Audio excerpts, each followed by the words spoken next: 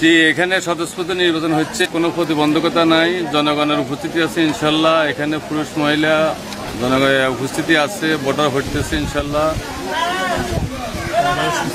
এখানে সুষ্ঠু নির্বাচন হচ্ছে, কোনো পক্ষের সাথে কোনো কারোর সাথে কোনো প্রতিবন্ধকতা হয়নি। আশা করি যে সময় আছে এই সময়ের ভিতরে হবে না।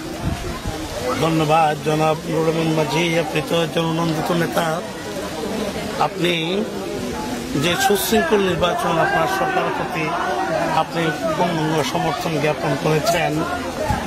আচ্ছা জনাব, এখানে তো 4জন না 5জন উপজেলা নির্বাচনে চেয়ারম্যান পদে প্রতিদ্বন্দ্বিতা করছে, আপনার মনোনীত প্রার্থীকে একটু বলবেন? এখানে 7 জন মনোনীত প্রার্থী ওনারা প্রতিদ্বন্দ্বিতা করতেছে। আমার মনোনীত প্রার্থী হচ্ছে আনারস মার্কা শামসুদ্দিন জেহান ভাই। ধন্যবাদ। আপনার মনোনীত প্রার্থী যিনি জনাব শামসুদ্দিন জেহান সাহেব, তিনি তো 5 বছর কন্টিনিউ উপজেলা চেয়ারম্যান ছিলেন। আপনি ওনার কোন কোন দিকগুলোর উপরে বিশেষ করে আকর্ষিত হয়ে ওনার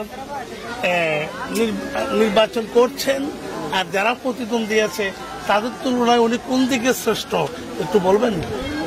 উনি প্রথমত উনি একদম সাদা মনের মানুষ, সকালের সাথে সাদা সিধা, ওনার কাছে কোনো অহংকার নাই, ছোট বড় যে যায় তার কাছে, এবং দলমত নির্বিশেষে সকলকে উনি রেসপেক্ট করেন, এবং ওনার আচার আচরণগুলো অত্যন্ত ভালো, এবং উনি বিগত 5 বছরের এলাকাতে বেশি বেশি উন্নয়ন করছে, মানুষের সুখে দুঃখে মানুষের পাশে আসি দাঁড়াইছে। ওই সুবাদে আমি ওনার প্রতি আকৃষ্ট হয়ে ওনার নির্বাচন করতেছি।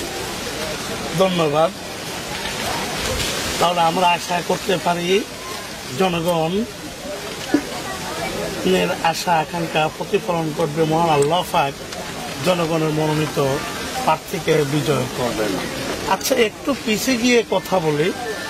আমি আজকে কালাদর ভিডিওতে বেশ কয়েকটা ভোট কেন্দ্র গিয়েছি, সেখানে চা দোকানে বিভিন্ন জায়গায় আপনার সাধারণ কিছু মানুষের সাথে আলাপ হলো, কিন্তু আমি যতটুকু জানি আপনি নির্বাচন করেছেন, যে কোনো উপায়ে নির্বাচিত হন নাই বা হতে পারেন নাই, যা কিছু হয়েছে, কিন্তু মানুষ আপনাকে দানবীর হিসেবে আখ্যায়িত করে। এই বিষয়ে কি, আপনি তো একজন শ্রমিকদের সভাপতিত্ব করেন, বাট এত দানটা কোথা থেকে একটু বলবেন? আমার তো যে পরিমাণ অর্থ আছে সেই পরিমাণ আমি তার সাথে আরও বেশি চেষ্টা করি। অসহায় হতদরিদ্র মানুষকে সাহায্য সহায়তা করার জন্য আমি অতীত করছি। যখন আমি নির্বাচন করব এমন কোনো চিন্তা ভাবনা ছিল না, তখন থেকে আমি করে আসতেছি, বা নির্বাচন করব আশা করি তখনও করছি, বা এখনও করতেছি। আল্লাহ যতদিন বাঁচা রাখে ততদিন চেষ্টা করুন অসহায় হতদরিদ্র মানুষের পাশে থাকার জন্য, বা 10 টাকা সহযোগিতা করার জন্য। এটাই আমার মুখ্য উদ্দেশ্য।